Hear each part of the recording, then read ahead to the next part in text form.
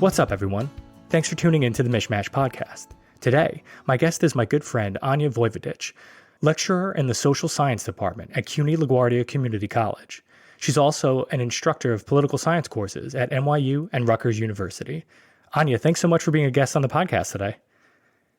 Thanks, Matt. It's a pleasure to be here, and thank you for inviting me.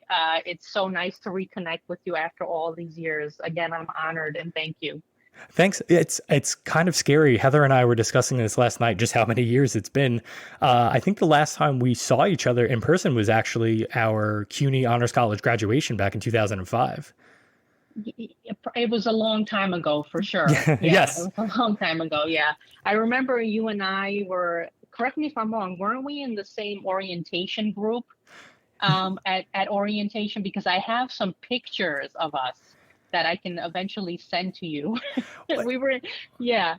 It's so funny that you say that. So I always like to begin these types of interviews with just a little background information for my listeners in terms of, how the guests and I know each other.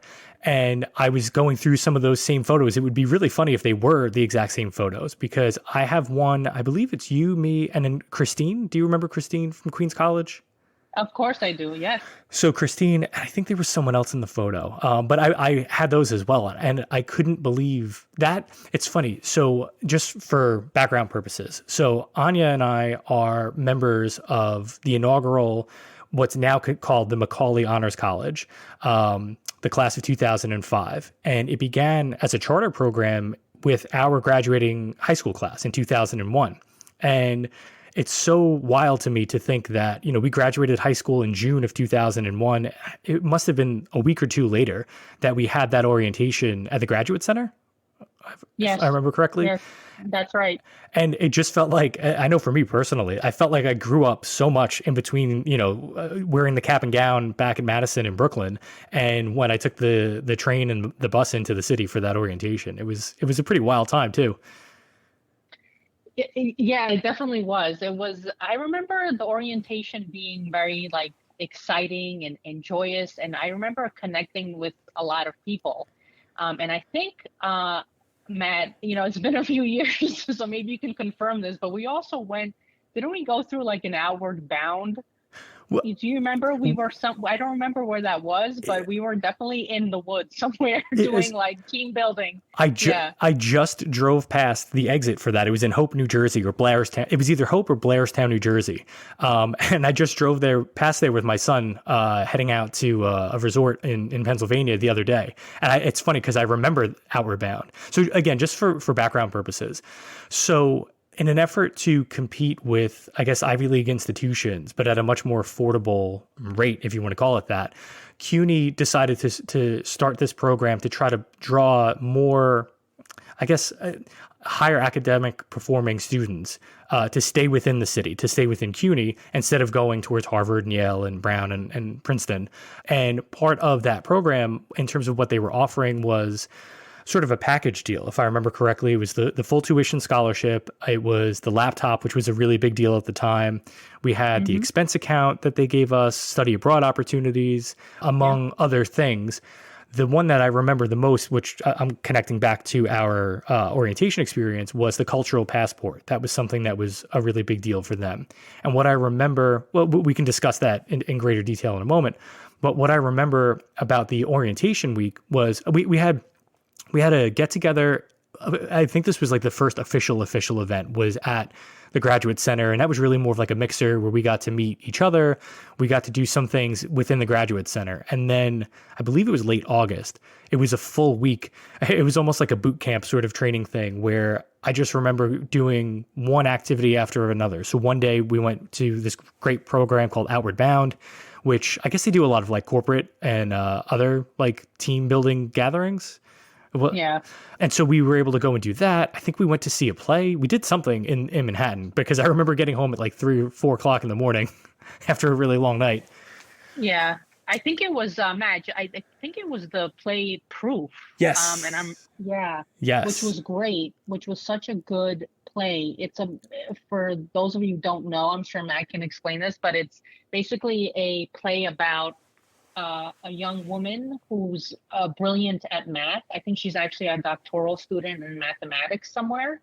and she's dealing with some personal issues or mental health issues, and it's just a wonderful and poignant play. And I will never, and I think the playwright was there after, and he was answering some of our questions. Yes, I remember. I think it Yeah. was my friend Annie from Queens College. I don't know if he was signing the playbills. I just remember he was definitely there after that performance. Yeah. Because we got maybe something signed or whatever. But I agree. It was one of the watershed moments for me college wise, again, where I felt like I really grew up because I had never really experienced anything like that before in terms of theater. And it was a great sort of entryway, I guess, to what we were going to experience as Macaulay scholars. That's right. Yeah. And so, yeah, so one of the elements of that program that was great was that cultural passport. And that essentially gave us access to so many of the museums and cultural institutions throughout Manhattan. If I remember it correctly, the pitch for the program itself, but that aspect of it too, was to use the city itself as a campus. And so we had what was called a cross-campus project at the time. I'm not sure if they still do it or what, what the current situation is with that. But it was a great opportunity at the time to connect, I think it was Hunter, City, Brooklyn, Queens, and Baruch. I don't know if maybe Lehman too. I think that's right. I think Lehman and CSI were added after the fact. But the point was we were spread out. We had our home campuses, but then we also had this sub-program within it where we would have these different projects that we would have to work on. So within the first 2 years of the program, we had 4 cross-campus, not cross-campus courses, cross-campus projects within the IDC courses. And each semester we studied something different. I know for us at Baruch, the third one was science. I don't know what it was like in Queens, but I'm assuming we were all essentially in the same types of courses at our campuses, right? Yeah, I think the third semester would have been the first semester of our sophomore year, right? Correct. And I do remember taking some related like science courses in that semester. I think the semester before that, you just jogged my memory. I completed a project on you might like this, Matt, on the West Fourth playground. Oh wow!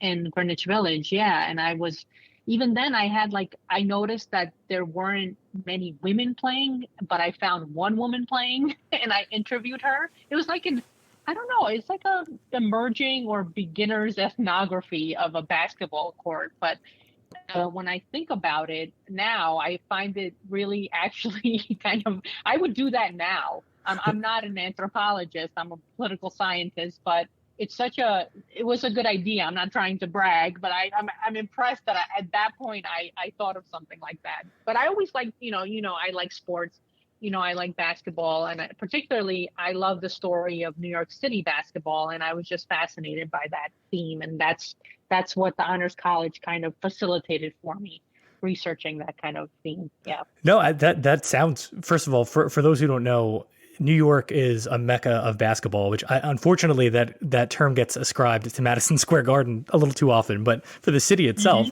there are pockets, whether it's Rucker Park or the West Fourth Cage, like there are different places that are renowned for the competition. And you're right, like growing up where I was in Brooklyn, we had plenty of female basketball players. We had a pretty solid, again, just localized Catholic schools that had really great teams. I know I was fortunate enough to play with some really, really great players. One of them, I think, wound up playing for the University of Maine or somewhere in New England.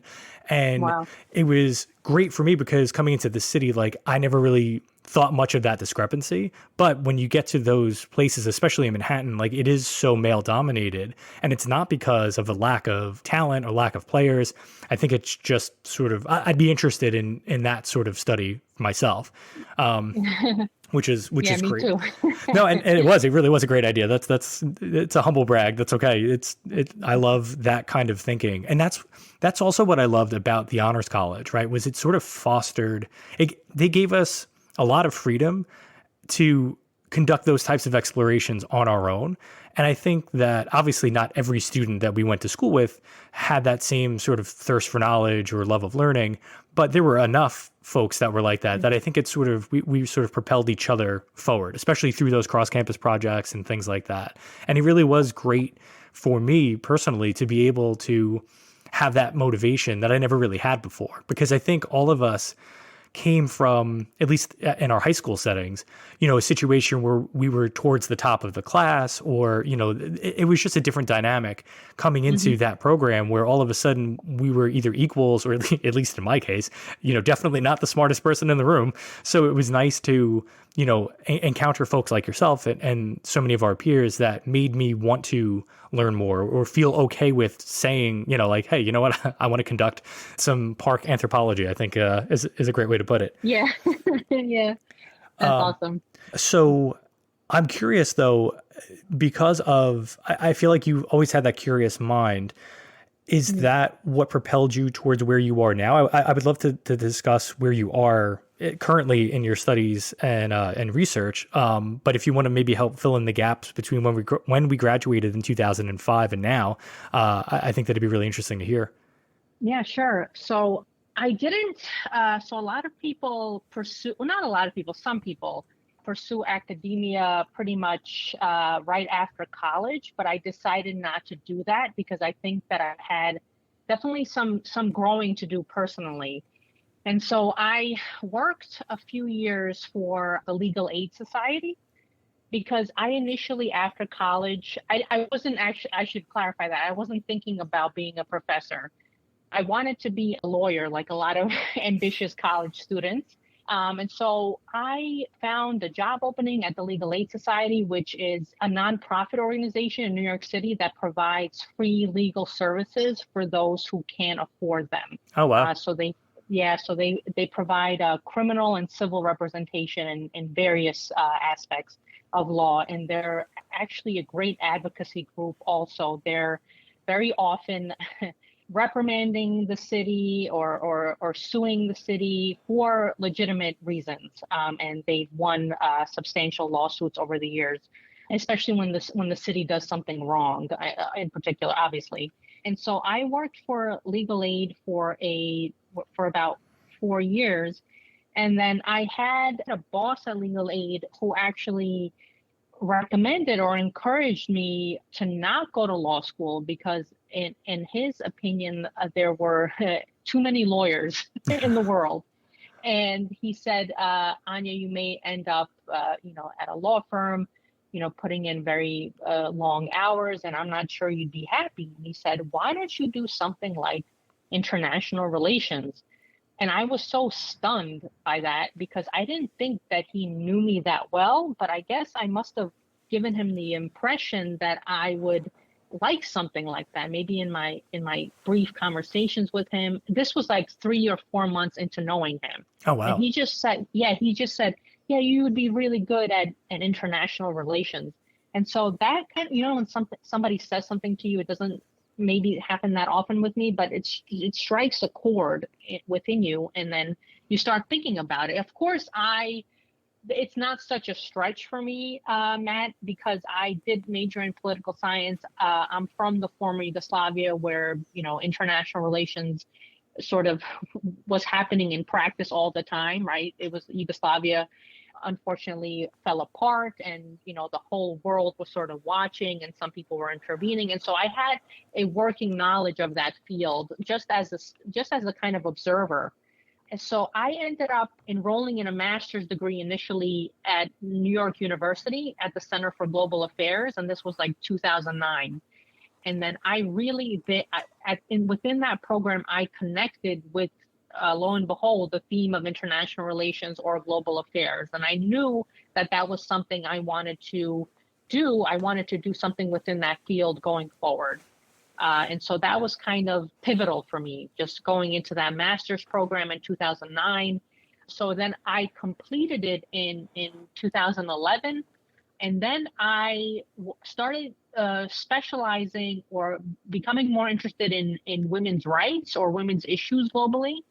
And then I applied for a Fulbright scholarship to Serbia. I think that was actually the first year that Fulbright reopened their scholarships to Serbia just because of the sanctions and Right. everything that was in. Yeah. And so I ended up eventually getting that Fulbright and going to Serbia for about a year to do some academic research on gender quotas, which gender quotas are basically tools that countries or political parties use to increase the number of women in politics, usually parliaments or congresses.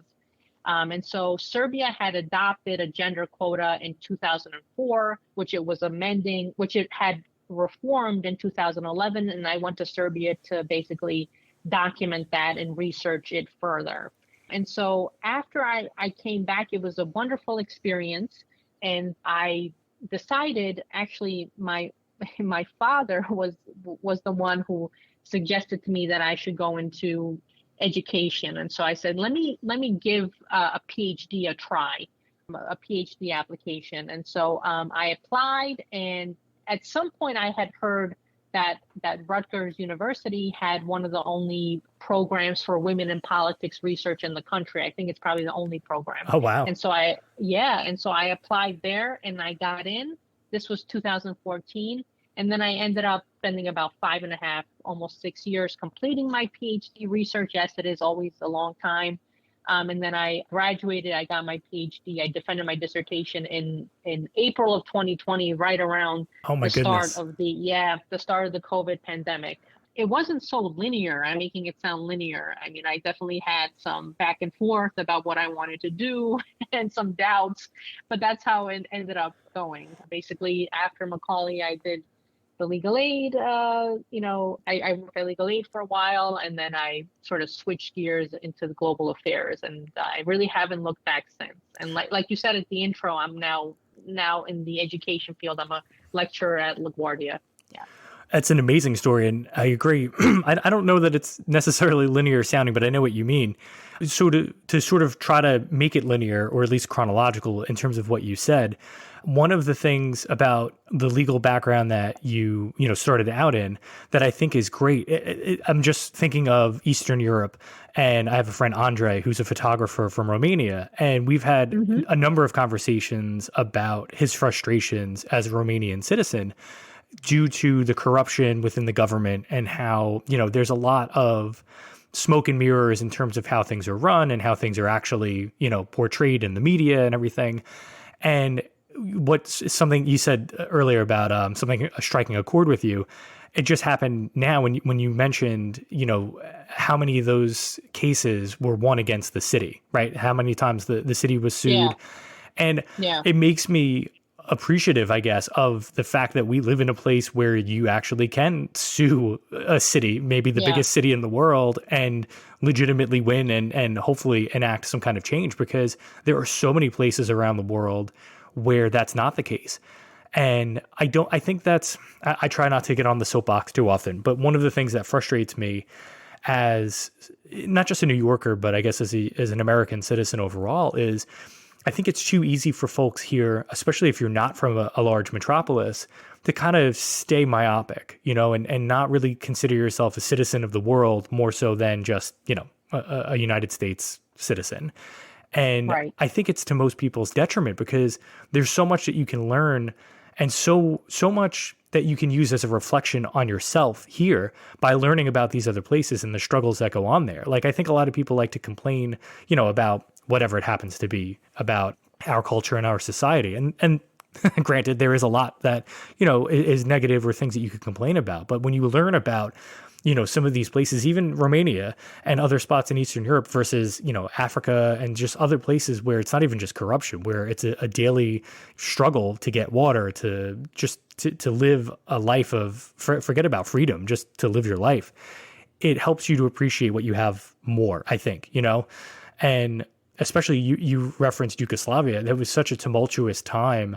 And for it to have played out on the world stage that it did, I would imagine that's it had to have been really difficult, because I associate sort of a nationalistic pride, not like jingoistic, but like most folks who I know who are from that region take pride in their heritage and where they're from. Even if they were born here, but their family emigrated from, Serbia, Yugoslavia, Russia, Ukraine, Yeah. anywhere like that, there is an element of national pride. And yeah, I just feel like that must have been, again, a tumultuous time for folks from that region. Yeah, definitely it was. I mean, even just observing it I left Yugoslavia with my family in 1987. So I was 3 years old. I hadn't turned four yet. And so I wasn't there. I wasn't in the region most of the time when things were, when really bad things were happening. But even as a spectator, specifically as a child, I mean, I probably, deal with a level of I have dealt with a level of trauma based on, just watching the effects of what happened there. Just seeing a once beautiful and actually most of the time harmonious country disintegrate in such a way is truly a tragedy.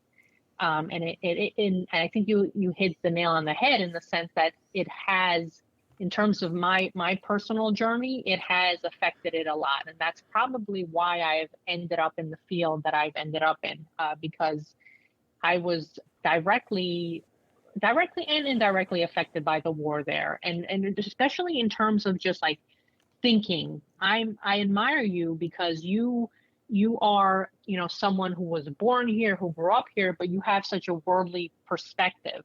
For me, it's understandable that I have a multicultural perspective, given that I was born in another country, but I'm always in awe of people who grew up here, who were born here, and have that kind of, that not only do you, Matt, like kind of have that perspective, I think you also are a world citizen because you're able to compare different cultures, right? And in terms of, and I think that's always a good thing, because you progress intellectually when you do that. You amass more knowledge, but you also can situate your own context or what you're going through in broader terms all as well. Thank you. I mean, I'm floored to hear that, and I appreciate that very much because that's something that wasn't always necessarily there. So I grew up in an interesting place, and it's not something I've spoken about frequently on the podcast or in general, but some people, were aware. So my neighborhood in Brooklyn. So you grew up in Queens, correct? Yes, Flushing, Queens. So Yes. right. So Flushing is as much a melting pot as where I grew up in Brooklyn is not. So for us, Interesting. we Okay. were, the way I think of Garrettson Beach in Brooklyn is it's sort of a triumvirate basically, because it's very much Brooklyn and New York, but because we were surrounded by water on three sides and there were several marinas, there was a lot of boat activity. It had almost like a New Englandish sort of feel, like for the coast, not Cape Cod, but something to that effect. But it's a very much a blue collar town. And so the ideals that I grew up around were much more Midwestern, in terms of just the purviews that people had. And in the same way that, like you can have a family that's lived in the same town in Kansas for, 7 generations. It was the same where I grew up. I mean, my family's one of easily a half dozen that I can think of who have had at least one member of the family living there since the early 1900s. And in a city Wow. like New York, that's not a typical thing, as I've come to learn, right? The further out I've ventured. But I credit that worldliness, if you can even call it that, to my parents, who were far more open-minded than a lot of the people that we grew up with. And that was kind of what I was getting at before, is it's very easy to exist within a bubble, even in a city of, 8 million? It's amazing how easily you can sort of carve out your own safe space, if you want to think of it that way, and just inhabit that, and I never Yeah. liked that. Like I was always curious about other people and other situations. And it wasn't until I got to high school where I started to meet, like growing up before we got to high school, like in the neighborhood, I would say diversity meant you were of Irish and Italian descent, right? Like that's just how it Yeah. sort of worked out.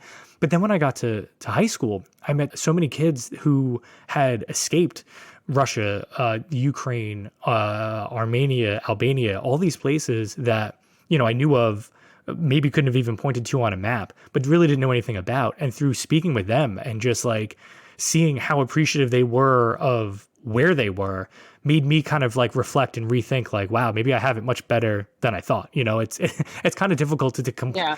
I found it difficult to complain about the vending machine running out of Cool Ranch Doritos to someone Yeah. who, you know, was literally leaving their house in the middle of the night because there was, you know, gunfire and they were trying to escape. It's just, again, the further you branch out, I think the better you become as a person. And Yeah. I appreciate that recognition for that, because it is something that I think benefits everybody. But it's an element that I especially loved about being a student at Baruch, where we had like, I think it was 109 languages spoken on campus when we were there, when Heather and I were Hmm. students. And then to have Yeah. met so many people from all over, which is great. And you again, something you said really resonated with me. I just finished Neil Gaiman's masterclass on writing, and one of the bits of advice that he had for aspiring writers is to write as much as you can, but also to live as much as you can. And I think that's especially younger writers that, you know, they get out of high school and they think, well, I just want to jump right into it and write the, you know, the next big thing, the next great novel. If you don't have anything to say, it's really difficult for people to connect with that. And I think for your journey, the fact that it wasn't linear, that you took those sort of detours, they were all detours that were still progressing you towards where you are now. And I believe you're probably better off for them. At least your students Mm. probably are, you know, just because of the accrual of the knowledge, the experience, the changes in perspective that you've had. I mean, you've always been such a brilliant, open-minded, caring person, but Oh. being able to have just again those perspectives. I'm really curious about what that time in Serbia was like for you. And, you know, was it eye-opening? What did you Yeah. learn that maybe you didn't know going in terms of the political side of things?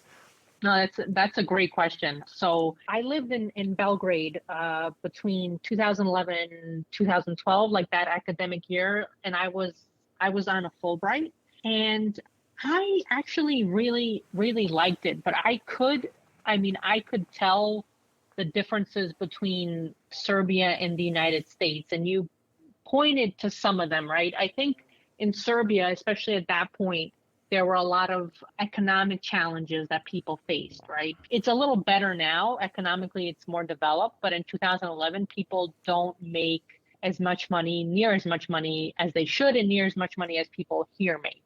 And so they sometimes struggle. And also, one thing that they struggle with in Serbia is like the legacy of the Yugoslav wars, because Serbs and Serbia as a state, or at that point Yugoslavia, I mean, that group of people, and I think it was unfair, was blamed for the entire dismantling of Yugoslavia. Certainly, there were a lot of bad things that happened on the Serbian side, but Serbs weren't alone in that. But anyway, the point is that Serbian people sort of kind of carry a burden with them related to that war. And that, I think, makes their lives a little bit harder in terms of just figuring out just like daily life things, like, you know, how to make it through the day, and just like sort of broader things, like, you know, when they travel, I've heard people say like they're somewhat embarrassed to say where they're from, or there are visa issues. And so there are a lot of complicated legacies related to the war in Serbia. And I definitely noticed that when I was there. And so as a Serbian American, it was sometimes hard to position myself. Some people would sort of tell me their opinions about American foreign policy. And obviously I would listen, and sometimes I would agree, but there's also things I would disagree about. And so but all in all, like the experience in Serbia, as you pointed out, was eye-opening, and it was a great experience. I mean, through the Fulbright program really did their best to help us adjust to the new setting, to help us kind of navigate the new culture, although I speak the language, and so it was easier for me to communicate with people and to adjust. And I have some family there too. So in 2011, just quickly, Serbia was the ruling party there was called Demokratska Stranka, or Democratic Party, and its president was Boris Tadic. But a very pivotal thing happened while I was there in Serbia. That Demokratska Stranka, which is a kind of center-left pro-EU party, lost parliamentary and presidential elections to its very sort of powerful rival, the SNS party in Serbia, the Serbian Progressive Party, which is still in power. And so, definitely the Serbian Progressive Party is more populist, more center-right.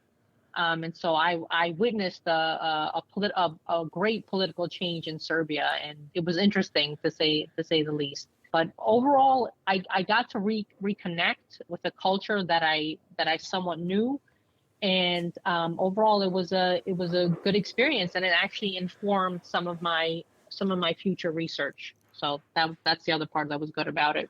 Yeah. And now, if I remember correctly from what I was reading about your research, were you also investigating the presence or lack thereof of female executives? Was it in the EU or in Eastern Europe? It was in Eastern Europe, and so it's interesting. I have a working paper on that, which I'm trying to edit a little bit so that I could submit it to an academic journal. But that's really impressive that you remember that. But anyway, basically, it's kind of the opposite, because Eastern Europe has a higher percentage, or it has had a higher percentage of women executives than many other regions in the world. So there have been more women presidents and prime ministers in Eastern Europe than in many regions of the world. And so in my working paper, I'm trying to figure out why that's the case. And basically, one of my arguments is that some people don't realize this, but the socialist legacy of that area of the world actually empowered women in certain aspects, especially in terms of education and even professionally. And so in this paper, I'm making the argument that there is let's say, enough professional and enough educated women in those countries where the next step, if they're interested, it's not so hard for them to get into that world of politics, right? So that is a paper I'm working on. Oh, it's so fascinating. I didn't realize that I would assume that the discrepancy went in the other direction. So that's interesting to hear. And I mean, you raised the perfect point, right? One of the issues, at least in the United States, I can't speak to anywhere else, historically, was the withholding of educational opportunities for women, for people of color, for groups who were not a part of the, centralized source of power, which was typically conservative white males. And you're starting to see, I mean, it's not perfect now by any means, but that was a tool that was essentially used, for discrimination purposes and to withhold certain benefits, right, in terms of that, not just social structure, but power structure. I think it was really what it came down to more than anything else. And so I'm always interested to see when that structure is sort of subverted or at least altered in other places around the world, because there aren't many cultures that I can think of where women are in a position of, forget about being the power source, if you will. There's, just a struggle for equality in so many arenas. And so do you feel like, in terms of, I don't want to say the socialist region, but the area that, I guess, in terms of Eastern Europe. It's often called post-communist. Okay. Yeah. Right. So in the post-communist realm, sure. Do you feel like education now, at least, is there more parity there, or is it something that is wielded the way it used to be wielded here as a means of, sort of holding back? Yeah, so that's a great question. So during socialism, women were obviously allowed to get an education and advanced education. So there was, in general, in most countries, there was no ban against that, obviously. And so women did end up attaining high levels of education. And I mean, if you look at some of the global gender gap report by the World Economic Forum, if you look at how some Eastern European countries are ranked or evaluated in terms of education, many of them get very high scores. And that is a legacy of socialism, because according to socialist thinking, women were just as important as men in this proletariat struggle, to use their terms, right? They were important. They were important as workers. They were important for the revolutions that were happening. And so their talent and their potential was tapped in many of those, countries. But you raised the point about education now. I think it's still good, like the indicators point out. And I think in many Eastern European countries that I know of, higher education is also basically free. And so there's no real class or socioeconomic status impediment related to that either. And so I think in Serbia, more women get doctorates than men. There's some kind of statistic that I Oh, read wow. a few years ago. Yeah. And so there's that example. I'm sure other countries have other examples. But I do want to say, and I know that you know this, but maybe just to clarify from my end, the situation for women, like you pointed out, isn't perfect anywhere. Even in Iceland and in the Scandinavian countries, women still struggle. Women still face challenges, especially maybe in the private realm. With unfortunate things like domestic violence and the kind of inequitable sharing of household duties or even caring of children, right? So I just want to point out that I don't want to say that it's definitely far from perfect for women in Eastern Europe, but there are some positive legacies of the past that I would argue that make life a little bit easier for them, especially if you compare to certain countries that maybe don't have that legacy of gender equality, Right. and still struggle. Yeah. Hmm. No, and it's an important point to make. I think of it as with most things, it's like a spectrum, right? So even here in the United States, like, if I remember correctly, I think it was World War II, where, initially, again, to put it crudely, women's place was in the kitchen, right? They were supposed to be the house tenders and the child rearers, and that was the extent of it until all hands were needed on deck, right? And then so opportunities Exactly. for the first time out of necessity, sadly, I mean, it sucks to say that, but that's what it was. Then all of a sudden, certain arenas were opened.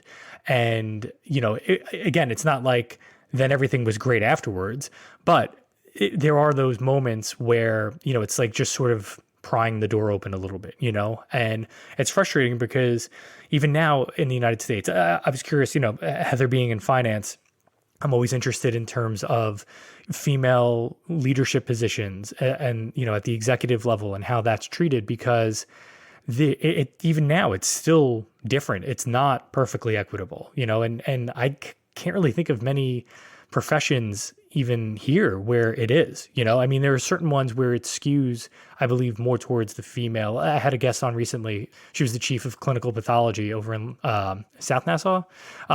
And we were discussing how within certain aspects of the medical fields, it's skewed almost drastically more towards female candidates than male candidates. But I mean, again, it's not many arenas where that's the case. And that's here. So that's why I'm curious in terms of places like, Eastern Europe or the Middle East or Africa, Eastern Asia even, where it's just so skewed, towards the male side that it just, not that it feels impossible, but it's just, I don't know, it's disheartening for me to think of the fact that we are where we are societally as a globe. And there's just still so many areas that don't have that equality or anything approaching it. Yeah, exactly. I think you're absolutely right, and I fear that we're actually regressing a little bit in terms of gender equality, like what's going on, sadly and tragically, in Afghanistan with the Taliban coming back. You mentioned the Middle East. What's going on with some women leaders, perhaps understandably, sort of resigning, but when women leaders, when prominent women leaders around the globe resign, definitely I understand that that's their personal choice, but I think it sends a message or it feeds into this narrative that women are not capable of doing the job of an executive, right, or prime minister or president, and I get a little bit nervous about that, So, but you're right. I mean, we were actually, as a globe, doing better in some gender equality indicators, and I think now there's a bit of a kind of a plateau. I think we're hitting a plateau, and I think a part of this is because of this, if I may, kind of more conservative rhetoric appealing to people around the globe, right? This framing of gender equality as being an attack on the family. I think that resonates with some people, and I think we need to, those of us working in this field need to dispel that notion, because there's nothing, no one wants to attack the nuclear family. I mean, this is not my agenda, and this is not the agenda of anyone I know. This is not the point of what we're trying to do.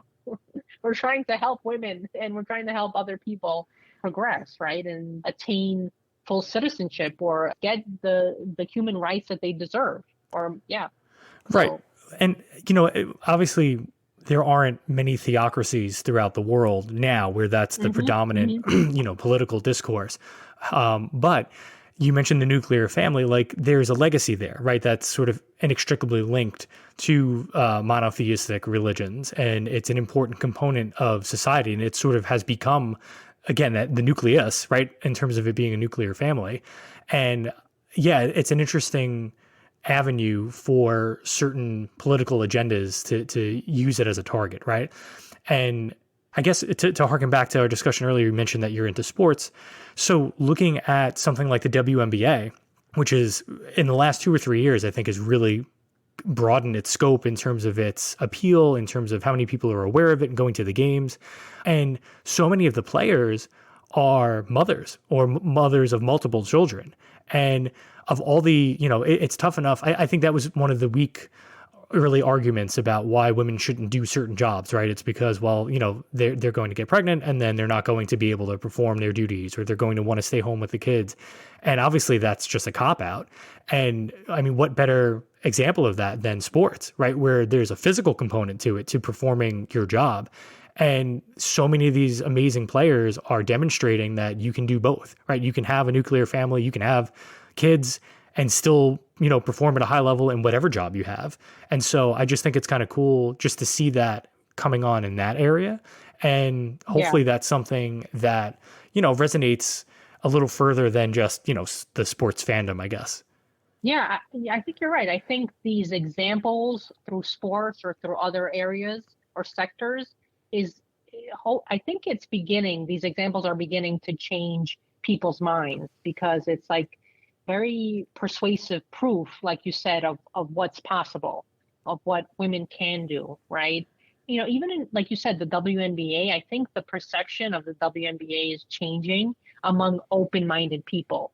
I think people who have these set ideas that the WNBA is inferior to the NBA, why should I watch it? I think it's going to be harder to change some extreme mentalities like that. But I think open-minded people are beginning to watch the WNBA, enjoy it, and also appreciate it. And it's beginning to change a little bit of the national conversation about women's sports, which is good.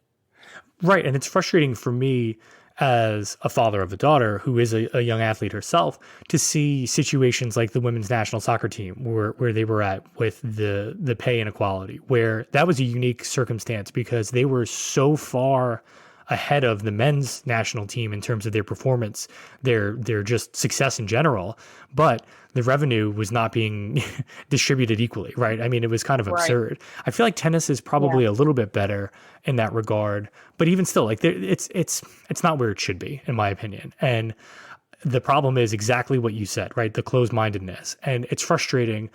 Somebody mentioned this once where they said locks are meant to keep honest men honest, or something like that, right? And it's true that, like, if you're going to be able to have your mind changed, you're probably open-minded to begin with, right? But the people who are so inured in their thinking, they don't want to have their minds changed. They want to be told how to think, or they want to at least hide behind some sort of ism as a way of maybe engaging in thought processes or actions that they know are wrong. And, they use that as a defense mechanism.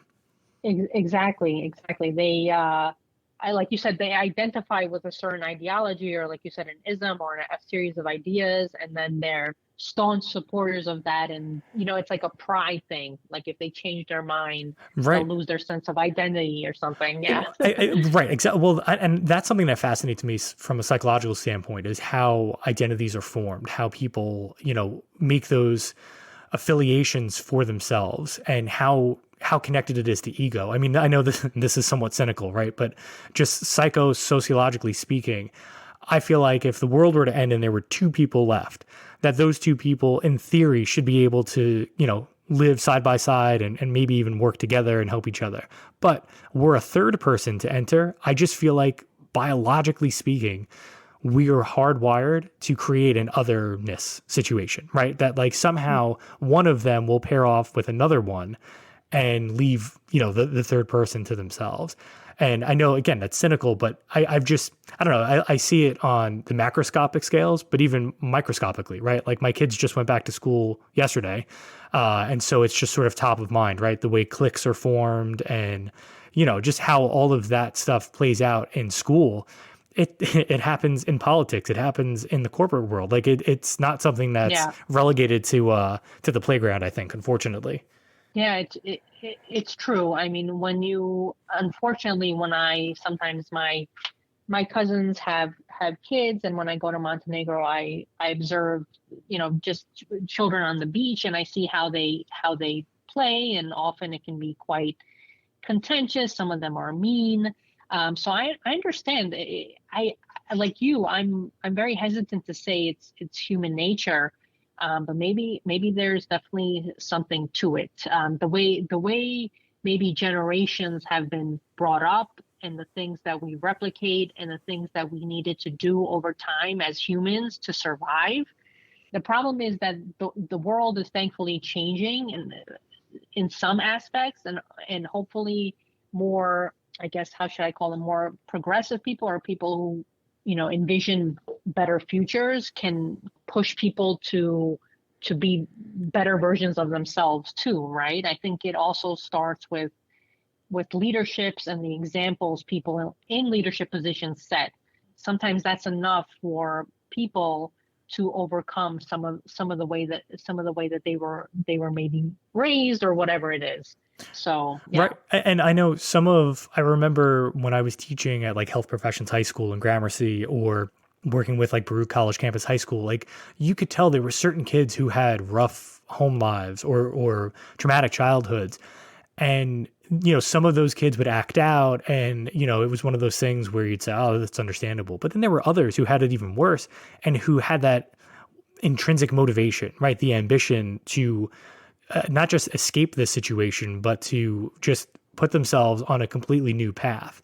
And I think it's interesting to think about, you mentioned the children playing, right? How sometimes they can be mean. It's really interesting watching little kids play, because they do have those moments, right? Where, they're best friends, and then somebody takes a toy that they want, and now they're worst enemies, right? But they always manage somehow to sort it out for themselves. Yeah. And that's why, like, I never think of things, I try to avoid absolutes wherever I can, right? And so nothing in my mind is purely innate or purely environmental. It's always, some degree of both. And I think I don't know, again, I don't want to be cynical, but it's interesting to me to see how the internet and the global connectivity has opened up so many doors for people who want to open them and explore what's behind them. But I also think it's made it even easier for the people who don't, to just sort of, I don't know, stay in their caves, as it were, right? Whether it's the internet trolls or whoever. Yeah. And I think maybe 10 or 15 years ago, it was one of those things where people would just sort of shrug it off. But I think you see when enough of those people, enough of those caves sort of make a network within those caves, right? Now it becomes a problem, because it becomes that echo chamber and whatnot. So it's fascinating to me to think about in another 15 or 20 years, where we'll be globally speaking as a society, especially with something like AI, right? Because when the internet really started to come around. Did you use AOL back in the day, by the way? Or Instant Messenger? I did. Right? Yes. We were talking about that recently. Right. And so, for us, for our generation, it was fun. It was a great time to, I know for me, I used it as a primary tool for connecting with friends after school or on the weekend or whatever. But there were a lot of people who were terrified about, the internet, it's going to be the end of, not the end of the world, but, this is going to happen and that's going to happen. And, it's all this power is going to be consolidated. And that's not really how it played out. And I just kind of hear the same arguments coming up with artificial intelligence. And I think it's just another sort of new thing that we don't know how it's going to play out. We don't know what's going to happen.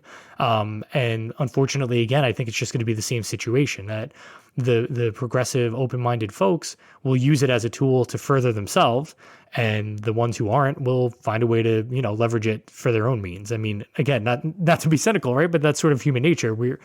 Some folks are innately skewed towards selfishness, as a product of Yeah, genetics or their environments, or again, a combination of both, I guess.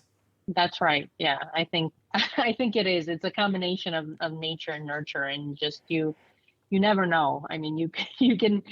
I don't want to be cynical either, but you can have someone who's related to you, even a sibling who's very very different than you, right? Even though you come from the same genetic pool, maybe you have different genes than he or she has, or you were just certain you had different life experiences that made you different people. I mean, it's really like this is why social science or even like some aspects of biology are so like hard to really pinpoint because like you said there's so many complicated factors involved, like humans are so complicated. And political, I mean, politicians are complicated. Sometimes they seem very simple and silly, but they can be complicated too. Right. And all of it, to me, it all boils down to communication, right? And that's thinking back to our college experience. That's something that I think really benefited us because we were encouraged. We were given so many forums to explore ourselves, right? In terms of our own intellects and building our worldviews collectively, individually. And I think, at least for me personally, that helped me to be more comfortable in not just speaking with people, right, but also being more reflective. And I think that's something that's lacking, at least here in the United States. There's not a lot of reflection and ownership and accountability with things. People, their feelings get hurt very easily, and I don't know, I guess it forces them to shut down. And there's not as much dialogue as there is just, two sides yelling at each other, whether it's politically or just locally, socially, you know what I mean? Like, I think just societally speaking, things won't improve really until we improve that aspect of it, the communication, I think. Do you notice that? Yeah. Yeah, I do. When you mentioned AOL, it made me think about our status or our generational marker as millennials, right? Because when I turned 15, 16, the internet was basically coming up. I mean, I still had to dial in, but I definitely used it. And like you said, it was so amazing to me. I looked at it as a wonderful invention and as a wonderful discovery. But what's going on now with just all of us taking the internet for granted and many people using the internet just for social media, not really for discovering things, it's taken on a different tone.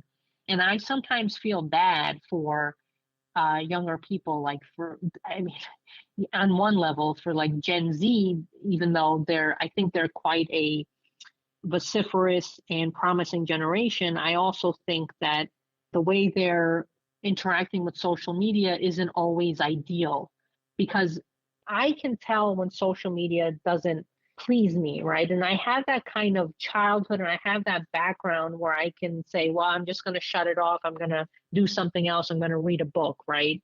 But I think Gen Z and even younger generations, for some of them, that has become a big part of their world, like TikTok, Instagram, and those platforms aren't always ideal for mental health and for self-esteem. And so, and like you said, this spills over into the political world. And politics on Twitter and maybe even Facebook is, particularly a few years ago, had become so incredibly polarized. I mean, it was out of control.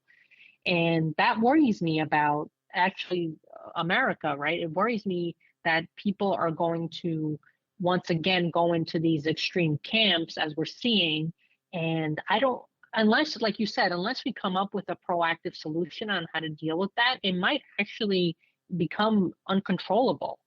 And families are fighting, people within families are of different ideologies, they're fighting with each other. It's like the fabric of American society has been torn a bit, and Yeah. it's sad. Oh, and Yeah. I mean, you hit the nail on the head. It's something that I think at the onset, I feel like people just assumed, well, this is Facebook and it'll stay on Facebook. But then at the family barbecue, all of a sudden, it wasn't even that there were arguments that were breaking out, right? Because again, the communication is at issue. Those comments and things that were inflaming the situation on Facebook don't get discussed in person. Instead, it's like factionalized, right? And so you have the one group that believes A, it stays together over here, and the group that believes in B is over on the other side. And I agree. Like, what scares me as a parent is trying to help my kids forge their own identities with what I consider like meaningful, valuable experiences, because social media really is just an outlet. It's no different in my mind than AOL, right? AOL,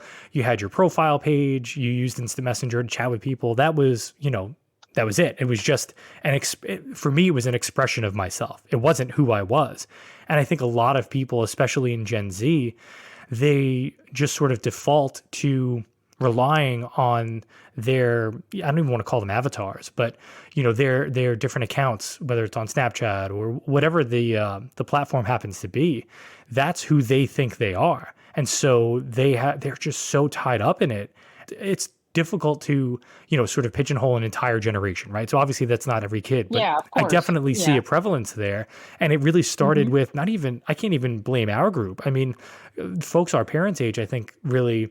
Once Facebook opened up to everybody, that was when I saw that sort of seismic shift where, I don't know, people just, I guess, for all the access that we have, it can still be a very lonely experience to be a member of society, right? And I think people look for solace in that virtual realm, but there's just no nutritive value in terms of like the psychology. That's how I think of it. So in terms of the short-term future, I know you mentioned having a paper that you're hoping to get picked up by an academic journal. Do you have any other projects or avenues or directions that you're going to pursue academically or professionally? Thanks. Thanks for the question, Matt. These questions have been great. So I am in the process of finalizing a book proposal, and my proposed book will discuss women's political representation in Central and Eastern Europe, something you and I touched on today. And so the book would basically be an analysis of the progress or lack thereof of women's political representation in that region. And so I would look at various aspects of that concept, including, asking, are there actually more women in politics than there used to be in Eastern Europe? What has been the effect of more women in politics in Eastern Europe, right? Both in terms of legislation and in terms of something called symbolic representation, basically the idea that women in politics can inspire other women to run, right? That's called the symbolic effect. So like I guess the example of Hillary Clinton in the American context may make sense here. I'm sure Hillary Clinton has inspired many young women, or even Alexandria Ocasio-Cortez and other women that just by virtue of their example have inspired women to engage politically, right? So I'm trying to assess whether or not that's happened in the Eastern European context. And that's basically what my book idea is about. And so I hope to publish it within the next few years, but we'll see. I'm pretty busy, so We'll see. I'll try to make time for it. Yeah. That sounds good, and it's something I'll definitely keep an eye out for. And in terms of representation, I think you do all of your fellow Macaulay scholars proud with everything that you've done professionally and just who you are in general. I know this has been such a thrill for me to be able to speak to you today, and I very much appreciate knowing how busy you are, that you were willing to share some of your time with me and my listeners. So this was a lot of fun. Just such a great discussion. Thank you so much for coming on today. Thank you, Matt. Thanks for inviting me, for thinking of me. I'm honored. It's always a pleasure. You are a world and upstanding citizen. So thank you so much. I try to be. Thank you. Yeah, and it's tough, right? Because I feel like there's professional envy sometimes looking at what our fellow our peers have done, but it's still a group that I'm honored to be a part of, even if I'm not contributing to quite the same the same scale as everyone else. But you know what? That's okay. You're just modest. You're just modest. That's what it is. But thank you so much, Anja. I really appreciate the time, and I can't wait to check out the book. Good luck with that and everything else that you have coming up. Thank you, Matt. Good luck with this wonderful podcast. Thank you so much. And thank you to everyone listening wherever and whenever you are.